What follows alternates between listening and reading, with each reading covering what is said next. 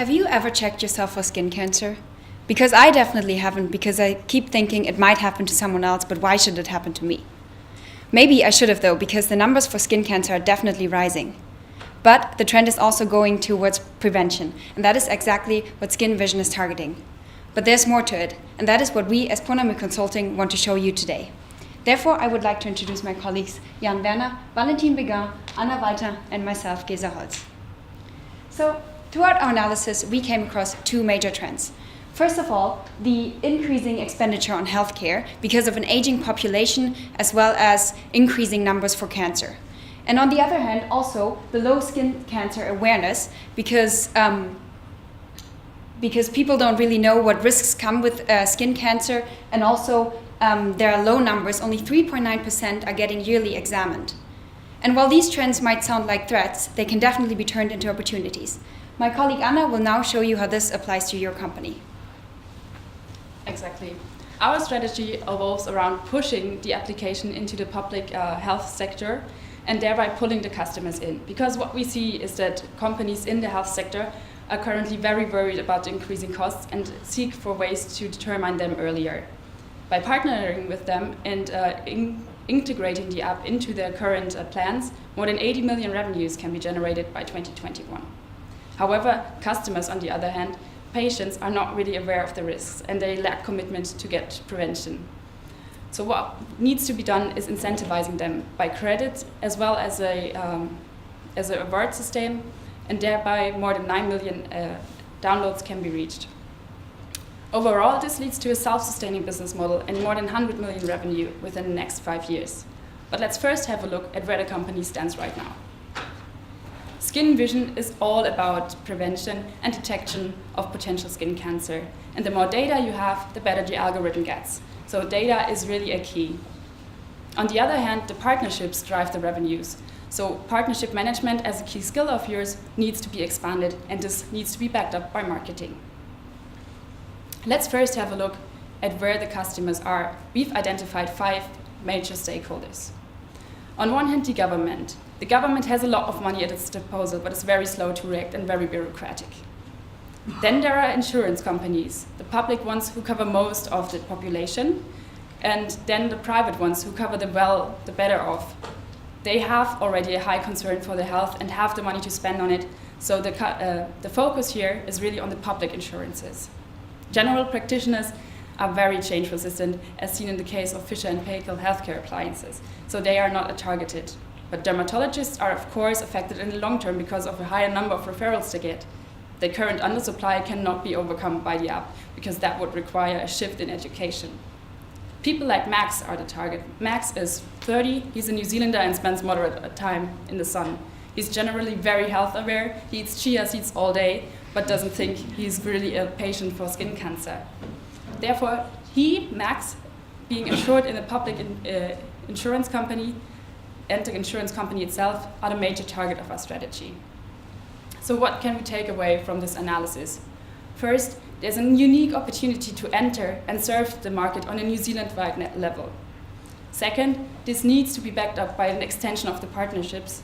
And third, the customers, the patients need to be incentivized to use the app very often.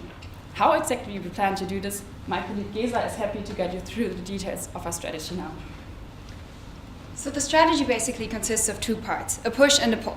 First of all, in the push, Skin Vision works in a mutually beneficial partnership together with the public insurances. In the pull part of the strategy, the insurances then provide the customers with credits from Skin Vision for more usage and prevention. So let me dig deeper into the push part of the strategy. Here, Skin Vision would provide credits of their application directly towards the public insurance companies. And from here on, they would, of course, then in return get a larger customer base and also in the long run, improved algorithms. Of course, then the insurance company would in return pay a fee for these credits that they have for their customers, but also they of course have a lower cost for the treatments that they might have had and also eventually get premiums. My colleague Valentin will now show you how this interaction with the customer could work out. Now that we have included the app into the insurance policies, we have to make the public aware of that. by sending directly to the consumers an informative letters featuring the details of the new policies, but also on the application will be essential. We recommend to grant 4 credits per year to each consumer. However, negotiations take time. We recommend, therefore, to educate the population right now to an educational marketing campaign. I will be happy to guide you through this, the details of this campaign in the Q&A. So now 3 scenarios arise. First of all, Laura has respected the insurance policy. She checked herself, and she has been clear. She did not pay anything, and she can be now reassured. Secondly, we have Max. Max also checked himself. However, he unfortunately have been a signal of some high-risk moles. He now have 2 possibilities. First of all, go directly to a dermatologist, or to use the Skin Vision Pro features. This will drive more revenue to your company. Lastly, we have Bill. Bill did not do the checkup. Therefore, he has to pay a premium to the insurance company due to the fact that he did not respect the policy. So now, how does this strategy affect our different consumer? First of all, the public insurance can significantly lower their treatment cost. They can also have the opportunity to gain a premium from the people who do not respect the new policy. Secondly, Max can be diagnosed earlier and have higher chance of survival. This strategy also have a positive spillover on some other stakeholders, such as the generalist physicians and the dermatologists, by making more efficient use of their time and also drive more revenue for themselves by being part of the platform. So let's take one step back and look at what you have to do Monday morning. First of all, prepare an attractive pitch, including the analysis of the insurance potential cost reduction. Secondly, call already the public insurance companies to schedule a meeting in order to start the negotiation right away. Now, Jan Werner will guide you to the financial impact of your efforts. Thank you, Valentine. To achieve your targets, scale is vital, and that can be achieved through the insurance companies. And the revenues can be scaled up from 4.2 to $35.2 million. More than 80 million revenues can be generated from the insurance companies alone, which make up less than 20% of their prevention expenditures. And overall, for Skin Vision, more than 100 million of revenues can be generated within the next 5 years. But in the long term, there's definitely more to it. You can expand to other global markets that are rather similar, like the New Zealandish market, like Netherlands with a similar healthcare system, but also the US, which is large, but has a different market. And there you can then tap into private insurance companies. And also the data usage for third parties, like the New Zealandish health IT company Orion Health, can be also utilized. So thereby, more than 3.5 million app downloads in the year of 2021 can be achieved. So we'd like to wrap it up, and we're pleased to present you the push factor to push people into the insurance companies by the partnership, and also the pull factor by incentivizing them through the credit system.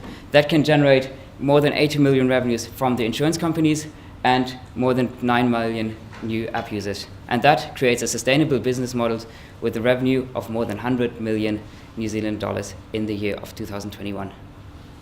Bye. Thank you. And now we're more than happy to take your questions.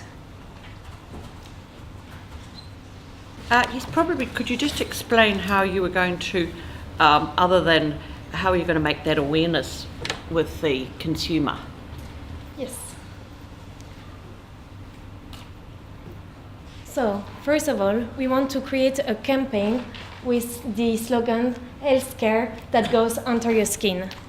So by making them aware of the danger of skin cancer, but also the easy use of the application to really detect if some of the moles are dangerous or not, will be an efficient way to start as a first step.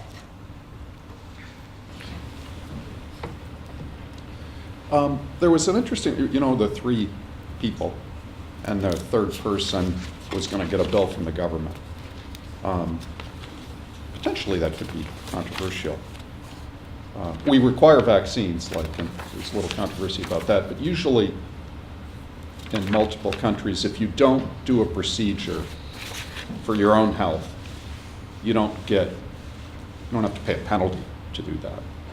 And so did you think through, would the public health service really want the controversy over sending people basically a bill to pay a premium that they otherwise wouldn't pay? Did you think through the politics on that? Yeah. I got it right? Those 3 people. Yes. One was, Yeah. So what you're saying is that one was going to get a bill. Premium. that bill is not really.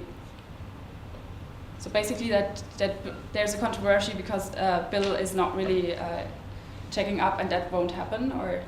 Yeah. So it's just like Bill doesn't do what he should do. Was it Bill? Okay. Max. Max doesn't do what he should do. Max does. It's the angry guy at the bottom. Yeah, it's the angry guy at the bottom. Oh, sorry. Oh, yeah. Okay. Okay. Sorry. No, I thought it was Bill, Max but did, whatever. sorry, Max did, yeah. There's not a name on it. Let's call him Bill. Okay. And so all of a sudden, Bill gets, you haven't done this thing, so we're going to charge you a $50 premium. Yeah. That's what I was trying to get. We thought about that because Bill is one of very few customers. Customers are generally very loss averse. So their reference point is now what they currently pay for their insurance, and they're very afraid of the premium which they would incur, because that would mean they lose something, and people are generally very afraid of losing something. So I think probably there's been a little bit of, we don't pay public insurance here in New Zealand. Only companies pay insurance, which is called ACC, which takes them away from risk. So the public don't pay. If you don't go to private, you don't pay anything in But public. the case may not have outlined that, so Yeah. that's fair. So there is Yeah. no. Yeah. So we don't. So there is no. You cannot. The New Zealand public. There is no direct association to them to say you haven't done something. There's no insurance. But that's even better for the model we propose, because then it's the firm and the company Bill works at to put pressure on him, and that's the firm who would pay the premium and would be very unhappy to do so. Thank you for the question. You've outlined that each person would get 4 credits per year. Is that correct under this policy? Do you think that's sufficient? 4 credits, that's 4 assessments. New Zealander might have 50 moles. Yeah, we thought in the beginning that might be a sufficient number for a trial out of this system, because then a checkup could be done maybe twice a year, where you get 2 credits and therefore can use, for example, can check out 2 moles. But of course, this number could also be scaled up and increased in the long run. But to first of all see if people actually use the system and are not as scared as Bill, for example, of the fee they would have to pay. That we thought would be a good pilot strategy.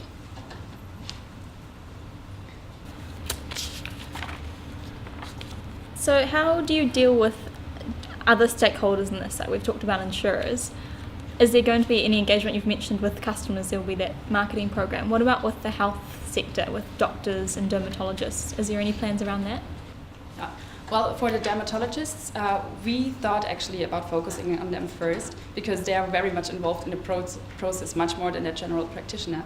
However, there is a current undersupply. So I have a friend who works as a dermatologist, and she has to do over hours.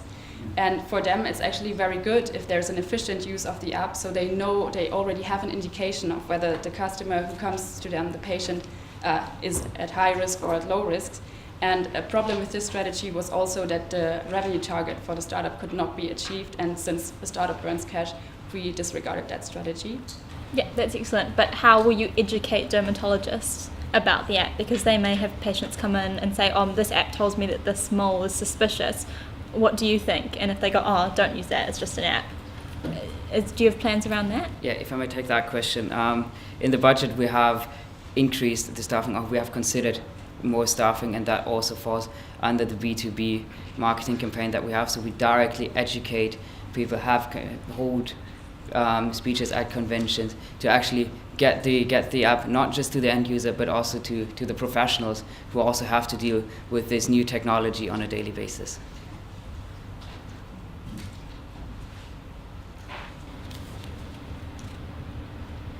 So I'm filling in the blank.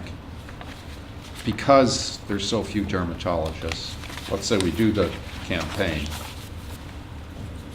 public health system will have to be persuaded that they just won't overload the dermatologists more. So what I heard is they'll be looking at higher risk melanomas, or potential melanomas. So maybe that helps. But there could be more of them. An element of success in the program is more early detection. So would part of the pitch to be to add dermatologists, or are you going to persuade the government the 16, you're good to go with the 16, the mix is going to change?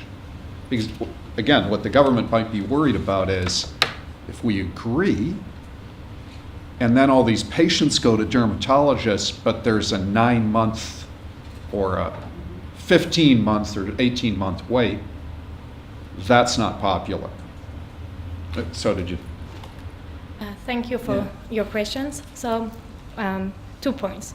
First of all, the app will also use as a filter to the people that will go directly to the dermatologist, because I have moles everywhere also, and I may be worried just by having them and going directly to the dermatologist, but that's may not be useful. So the app can actually filter the patients that really need to go to the dermatologist. Secondly, we see the risk of the really small number of dermatologists in New Zealand for the moment.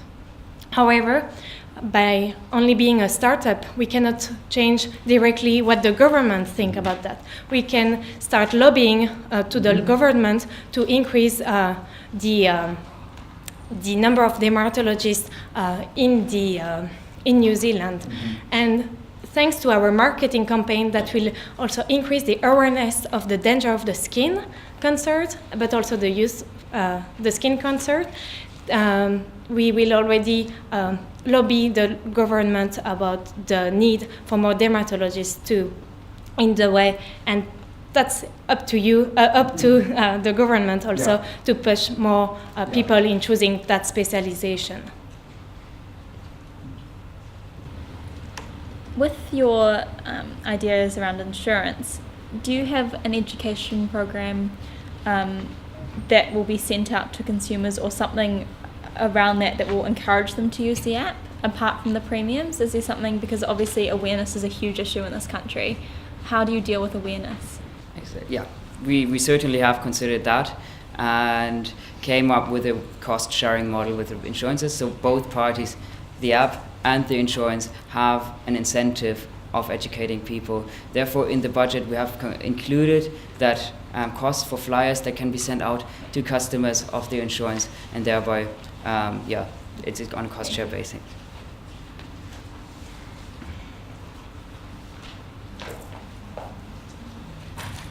Thank you.